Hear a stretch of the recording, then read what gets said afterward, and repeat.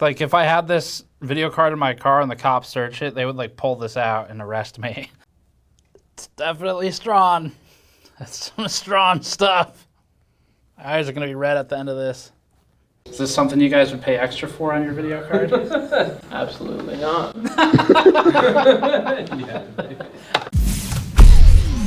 This is the Yeston Sakura Sugar Atlantis RX 9070 XT OC. That is the full name. Yeston is marketing that this smells like the ocean. So allow me to just, we can't communicate it through camera, so just, I think I breathed some of the salt particles in. They even show it getting dunked in the ocean in their promo footage. Do they actually do this? Probably not. But there's no better way to make a bunch of people mad right now during a GPU shortage. It was probably just the cooler, to be fair. Now the bad news is that it's $850 to $900. The good news is the prices are made up and none of it matters anyway. So, and also it's a little bit cheaper than some of the other partner models on the market somehow. So this card is from Yeston, which is a China-based video card manufacturer that we first found out about when we reviewed the Yeston RX 580 Cute Pet in 2019, and we never knew it'd turn into a half-decade-long series of reviewing their different approach to GPUs. In the time since, we also looked at Yeston's Cute Pet aluminum mini PC case. We also tested their RX 5700 XT, as we called it, Waifu edition. We later looked at the 6700 XT Sakura card with blue, purple, and white coloring, and most recently, we tested the 7900 XTX Sakura Sugar GPU, which actually had a less fan service-y themed backplate and blended some neon cyberpunk-like styling in a way that makes it clear the big video card partners can absolutely do more. And it doesn't have to be just pink and purple either. And maybe surprisingly, despite being so looks-focused, Yeston has managed to make video cards that have actually been functional and good coolers. I mean, this one we wired all these thermocouples up to. It did pretty well in the testing. So they're on the right path, and things like the custom molded RX 580 Cute Pet shroud they made show that there's so much room for so much more than this. This is the every video. I have a shelf of video cards that look like this. There's enough of these. Now it doesn't have to look like this or this, but the point is there's room to look different. But Yeston, in its quest to do more than black and RGB, has gone a bit overboard. They have an entire universe filled with their own characters and backstory now. There's like actual lore and comic book manuals. Yeston has just recently debuted its cast of future backplate art characters. It's this guy from a cyberpunk dystopia. His name is Game Ace. Now, we weren't really aware that these characters had names, but apparently all of them do. To keep it simple though, just because these are the Waifu edition cards, we're gonna call the Game Ace cards of the future the Yeston Husbandu edition. That's right, they'll have GPUs with anime characters for everybody. Believe it or not, there's actually a review here with actual testing. We treated it just like every other GPU we test. There's all the controls in place, we did the teardown, and we also really smelled deeply to try and evaluate the quality of the scent. We'll get to that. There's a hidden treasure in the card.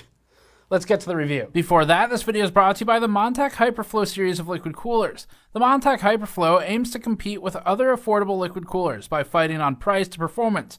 In our testing, cooler performance was comparable to others in its class. The ARGB Hyperflow has an illuminated pump block with RGB LED fans that have quality rubber bumpers for vibration damping. The cooler has a 6-year warranty and supports all modern Intel and AMD sockets, and you can learn more at the link in the description below. Despite being called the Atlantis, the new 9070 XT Atlantis is not water-cooled. It uses 3 fans and a modestly sized fin stack. Yeston's marketing says it employs, quote, chameleon effect paint that, quote, unfolds resplendent and ever-shifting visual feats for gamers under diverse lighting scenarios, end quote. Which, credit to them, is sort of like the inverse of PowerColor's prologue of Hellstones and Dark Obelisks. And here's your opportunity for engagement. If you want to see the evil Red Devil versus this, the Yeston Waifu edition, leave your comments below, because if you do, I'll do it. I'll do the head-to-head of the Red Devil versus the anime card. The Yeston card has a dual color shroud with a fade from purple to pink and has color matching everywhere. They've done a good job with the color theory on this card. The PCB is white to match the white backplate, showing good attention to detail, as is the PCIe bracket. The stickers on the fans even have tiny dots of glitter inside of them to dazzle and impress all of your bros when they check out your PC for LAN parties. The being dazzled and impressed comes from having a video card at all. That's the impressive part right now. As for the backplate, that has, well, I guess we knew what we'd get with Yeston involved, so that hasn't changed. Yeston's 9070 XT Edition Waifu has a backstory once again, this time apparently involving playing guitar and singing or something. We're not really sure. But we are going to take credit for popularizing the name Waifu Edition for these video cards, because that is what we called these before we even knew the name of the company that sold them.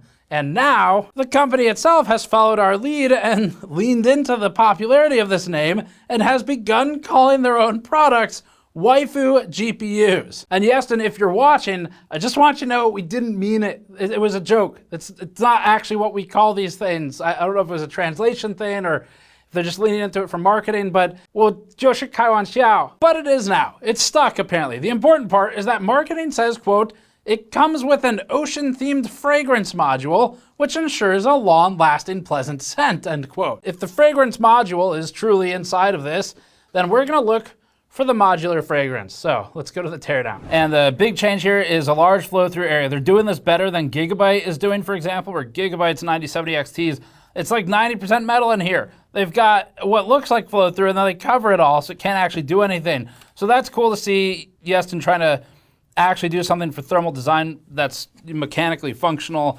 but they're still doing their colors and their design and all that stuff without trading off too much of their style approach for design. So whether or not it's your style, the fact that they're trying to make it function and something that looks different is commendable.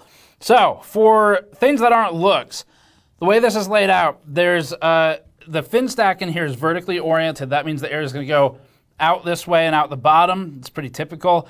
One downside immediately is this shroud, unfortunately, is covering, I don't know, about maybe 15% of the finned area there.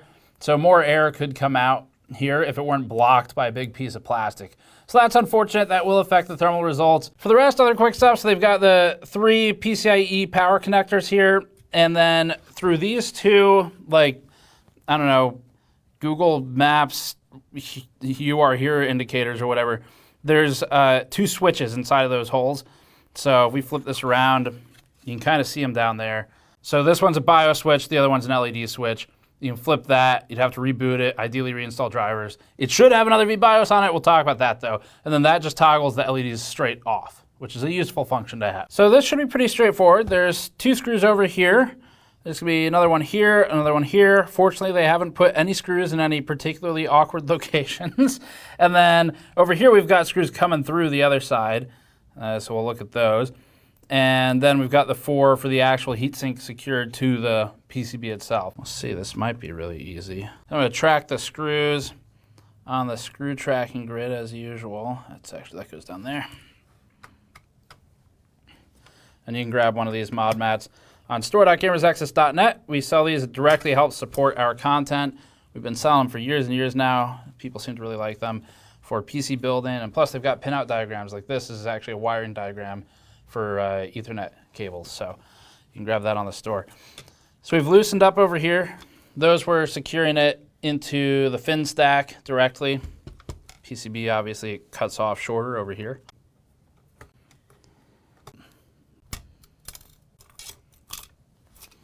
All right, so then that's gonna go there. This is the leaf spring. Same design as pretty much all the others. And it's got these pads on it, isolating pads, and then just captive screws in the corners. Oh, it's always a little, I've done that hundreds of times now, and every time it's like, okay, is anything gonna break? That was pretty easy. Let's start with the cooler itself. As you'd expect, of course, the actual contact patch. So that looks like a pad. That looks like a phase change pad. Not all of them are PTM, but Phase change pads have been used for a long time in GPU coolers. So anyway, memory is contacted through these 3 pads. This one got disturbed a little bit. We've got 2 more here, 3 more over here. So that's the memory contact is straight into the cold plate. There's a nickel-plated copper cold plate for the actual heatsink solution to the GPU. So the GPU core and the memory are all feeding into the same cold plate. So we've got 1, 2, 3, 4, 5, 6, 7 pipes total. So all 7 come all the way through, and it looks like they've got it basically starting here, running through the top, very top edge of this die area, and then the bottom pipe is going through the top edge of this memory. So not getting the bottom edge of the memory, but memory is pretty low heat flux, so it's okay, especially this GDDR6 and 6X. So that's what you want. You want as much coverage over the silicon as possible. There's debate always over whether you go fewer 8 mil or more 6 mil. Companies have experimented with 10 in the past. Those seem to have mostly gone away. So 6 mil seems to be the most common right now. And then for VRM cooling, you can see contact here with the line of inductors, contact here with the MOSFETs, and then on the other side, the other half of the VRM, inductors, and then MOSFETs. We'll look at all those in a second. There's another plate over here that looks like it's just for stabilizing it, so it's got screw holes in it, so it doesn't appear to be contacting anything, no thermal pad on it. In terms of what they're doing here, it's very straightforward. They've got as thick of a fin area as they can get for this stack over here. This is the one that's going to be the actual flow-through area. And then here, it's got a, basically it's punched in to make room for the 8 pins. So let's go ahead and get the PCB now. First of all, I want to comment on this. Really good attention to detail on the white PCB. So white PCB with white backplate and the light colored the shroud on the front. It's a good combination to see. They're paying attention. And actually, a good example of that would be like on this board. They went with the black PCB, and they've actually done black, I think, on all of them. Yeah, on all of them. So starting to color match is cool to see. In terms of the design, they've got room for extra phases, so they left room here for another phase to be added. Opted not to use it for one reason or another, probably just unnecessary. Let's go ahead and get the PCB released here. This style of assembly for video cards is one of my favorites to work on because it's so simple. Okay, staring at it like, is there a problem? That's interesting. I have never seen thermal pads that look this beige. These look like they got them surplus out of like a 386 tower or something. Or it looks like they peeled them off of the sidewalk. So without compression, it's about it's gonna be a 2 mil, maybe 2.5 before compression. It's what you should be doing. It's a large surface area. It's just a big metal plate, so metal's a good conductor, even if it's not finned. And they're making use of some of that space by contacting the back of the memory modules. So you can see here, these are the areas that they're contacting with those thermal pads. Where's the smell coming from? The smell, I think, mostly is coming from the shroud here.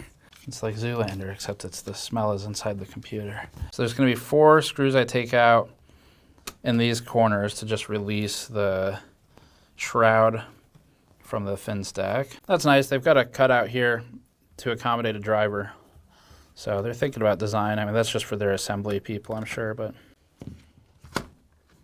Okay, so that's what the top of the fin stack looks like. They're routing the cable just down through the frame there. Pretty simple. So here's a pretty large PCB for the LEDs. So all this is just for LEDs. They're using an adhesive for this foil, which is, I guess, to help kind of reflect some of that light and try to get it brighter looking. So everything's routed through one cable.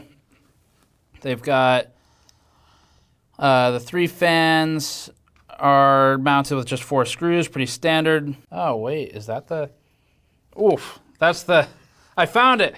There's actually a smell pack. Here, try. Oh. But what does it smell like? It doesn't smell as bad as when it was coming out of the video card. I feel like this is like something, like if I had this video card in my car and the cops search it, they would like pull this out and arrest me. It looks like it's been smuggled or something. All right, let's look at the smell pack. Okay, so the blunt comes out. It's definitely strong. That's some strong stuff. My eyes are gonna be red at the end of this. Quick idea. So, because we can't communicate to you what this smells like in a review, and it's so subjective, what I'm gonna do is walk around to everybody currently in the office and ask them to inhale deeply and tell me if they like it or not. So, we'll start with Vitaly. Let me borrow the camera. Do you have a lighter? What's your reaction to the smell without the lighter?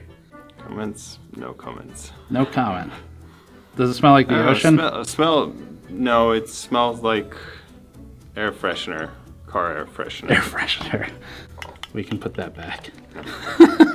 I have a task. We'll start with Patrick. Smell deeply and then we'll get your reaction. I trust you. It's not gonna hurt you, probably. It smells like the mall. It smells it smells like you walked past one of the like free sample kiosks When and was the last time you were in a mall? take a whiff. You wanna? Well, now I'm. You wanna hit? Yeah, really get it in both sides. We were just having a discussion how I might be the worst person to smell things. I don't. Am I broken? What? I don't. It doesn't smell. Okay, Jeremy anything. now. Okay. So, Jeremy. Yeah, it's somewhere between like perfume and laundry. Before or after being washed?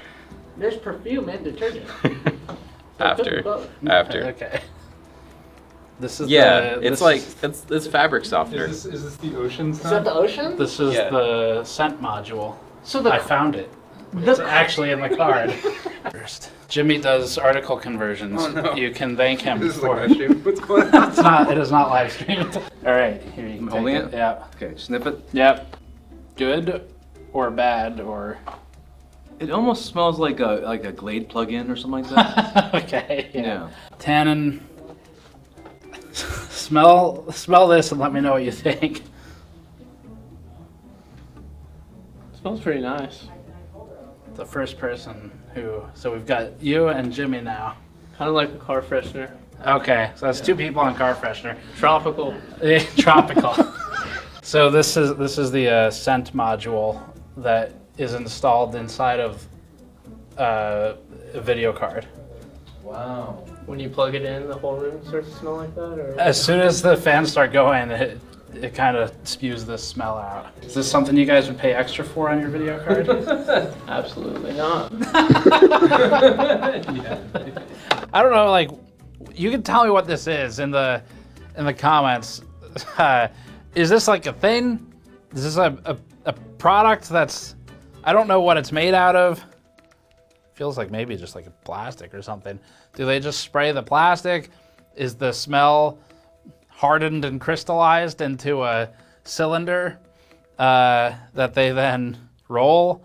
I don't know. Tell me in the comments. I have no idea how these are made. Anyway, that's where the smell comes from. Interesting. Okay. Let's cut over to the charts. This plot of temperature at equilibrium compares the Yeston card against the Sapphire Pulse XT that we already reviewed. We'll keep adding to this.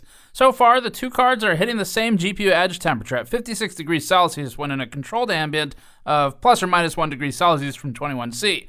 The coolers achieve the same performance on GPU core. Hotspot temperature is relatively high on both, but not yet untenable on the Yeston card. It's at 85 degrees when left to run at its auto settings, or 84 with our noise normalized target that we're beginning to collect data for. That'll be more useful later. We haven't run the Pulse XT at that target yet. The memory temperature is the real differentiator here. The Yeston card held an 82 degree memory temperature result, which is acceptable. The Sapphire Pulse XT is running too quiet for its own good here, hitting 90 degrees Celsius on memory and open air. In a hotter case, this will become a problem. We think the Pulse should ramp its fan speeds more. These cards are the same for core temperature, but the Yeston card has a significant memory advantage. Both cards are at the same power level, so noise remains a key differentiator here. As for the silent VBIOS on the Yeston card, its fan speed was identical, the test results were identical, we couldn't really find a change between the two VBIOS options.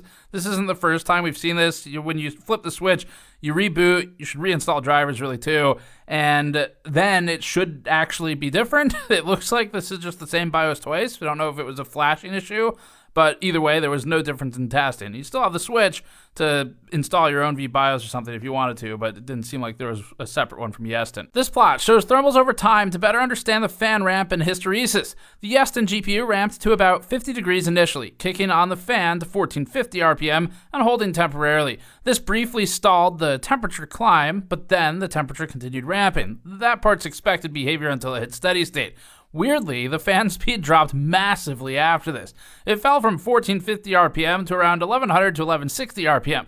We've seen this behavior on AMD cards, particularly in the past, and this behavior is controlled mostly by VBIOS. Plotting the Sapphire GPU, it oddly exhibited the same behavior, but more exaggerated. The Pulse initially aggressively ramped its fans to 1560 RPM. Then it dropped them to 1400, then it dipped to 1330, then back up to 1400, then down to 1130, then back up to 1250, and then down to settle at 1096 RPM until it settled even lower at the end of the test at steady state. This erratic fan behavior is just plain bad. This kind of fan fluctuation is noticeable to a user. You're more likely to notice a change in noise than a constant louder noise, and this amount of change over a span of 10 minutes would be noticeable. We're not sure what it is in VBIOS or AMD's drivers that would cause this behavior, but it should be flattened and corrected. This next plot was taken in our hemi-anechoic chamber, which is useful not only for hiding from paper launches and the anguish and despair of fake MSRPs, but also for benchmarking components. It's dual purpose. Who knew it'd be so good at both blocking out the voices and testing stuff? We have a full video detailing how this chamber was built. If you'd like to learn more about it, it's really educational and fun. We speak with the builder about it. It was a major investment in our test quality and accuracy, and it turns out, our sanity over the past couple weeks. And we've already gotten value and time savings out of it in the testing alone. The sanity is just a bonus. Maybe. To be determined. The insanity might help too. We're looking at just steady state fan speed here. Here's the plot of the Yeston 9070 XT Atlantis card against the Sapphire Pulse that we reviewed. Both are shown represented by their fan speeds that they ran during thermal benchmarking at steady state. The Yeston 9070 XT has one spike around 164 Hz, another small bump at around 400 to 515 Hz, then a gradual fall off after that. Its frequency distribution is relatively typical. For reference, the 5090, which is louder, is also plotted just so you can see what that looks like as a curve, or as a spectrum in this situation. You can see that the 9070 XT Atlantis follows the general trend of the 5090 FE, with the exception of the 5090 spike around 2000 Hz and 3200 Hz. The 9070 XT Pulse from Sapphire ran quieter than the Yeston 9070 XT Atlantis overall, which is also reflected in this incredibly flat frequency spectrum plot. We're too close to the noise floor for good readings here, so once we buy our new microphone equipment, we'll be able to drop that floor closer to 6 dBA. For now, the Pulse's VBIOS temperature target results in a low noise level. We'll quickly go over some gaming charts. There won't be much meaningful change here, but that's expected. Most of the benefit from these partner models is in so-called quality of life features, such as better cooling, better acoustics, extra VBIOS or LED switches, looks, and overclocking and power headroom. But the silicon lottery itself is mostly the same between cards, of course. For that reason, we'll keep it short. We've removed all cards from these charts except the 9070 series. For comparisons against NVIDIA and other AMD cards, you can check our review of the 9070 and the 9070 XT for the full charts. In Resident Evil 4, the 9070 XT Atlantis outperformed the 9070 XT Pulse on a pure technicality. We're seeing about a 1 FPS advantage for the Yeston card. At 4K, we saw a consistent result. It's up at 103.6 FPS against 102.9. That's well within variance and margin of error. You could get this kind of swing basically by restarting the test enough times. If you can notice this kind of improvement, you should probably sign up for like a reflex research facility or something. It's at least consistent. In Starfield at 4K, we saw the same behavior. Once again, only actual superhumans would see the difference between these. The Yeston card is marginally faster in frame rate. This isn't a meaningful change, but it is becoming a pattern. The difference in lows is not meaningful. It's within the run-to-run variance. These are identical results. Final Fantasy at 4K has the two 9070 XTs we've tested as nearly perfectly identical, but of course, the most adept actual superhumans among you will identify the 0.1 FPS average difference. Or in the very least, it'll give you something to blame when your team gets wiped out in CS2 or something. In Cyberpunk 2077 Phantom Liberty at 1080p with RT Medium, we measured the Atlantis card as 0.3 FPS average higher than the Pulse. There's no meaningful difference here, and we'll call it there since it's all clearly the same. All right, so that's it. That's the review of the Yeston Sakura Sugar Atlantis, aka Waifu 9070 XT. Once again, they have managed to make something that has some actual color theory to it, actual attempts at design. And like we've said in the last ones, if this isn't your thing, I get it. I especially get if this isn't your thing, but hey, I'm not going to judge. I can't even see your computer from here that you know of. But the point remains that Yeston is doing things that are different, and it's taking risks, and this is great to see. And we liked it with the cute pet card, which really took risks by actually shaping the metals in a different way, the plastics. And then this one is actually my favorite of the designs they've done from a visual standpoint. But what is most impressive is that while Yeston kind of looks like a sort of meme-y anime character, put fan service on backplate, sell video card approach, they are actually designing things that in a lot of cases have done pretty well. Now this one, thermally and acoustically, it's kind of middling. So it's competitive with the Sapphire Pulse. It does better for the management of the fan curve, and the RPM response is much better on the Yeston card than on the Sapphire card. Sapphire card has that really wild like ramp, deramp, and Yeston pulled that off better. Likewise, the thermals for the memory are better on the Yeston card than on the Sapphire Pulse. Now pricing wise, I mean, I don't know, like the prices are all fake anyway, so just strictly speaking, objectively, how does it perform? It's fine. It achieves what it needs to achieve. If you like how it looks and you're willing to pay whatever it costs, I'm not even gonna guess anymore, then great. It doesn't seem to have any major things wrong with it. So fun to review these as always. Yeston does cool stuff. We'd love to see some of the big names in the space do similar, or at least partner with more things like video games. Gee, that would sure make sense, wouldn't it? But that's it for this one. Thanks for watching. Subscribe for more. Go to store.gamersnexus.net to support us directly, like by buying one of the mod mats I used in this review, or you go to patreon.com/gamersnexus and subscribe for more. We'll see you all next time.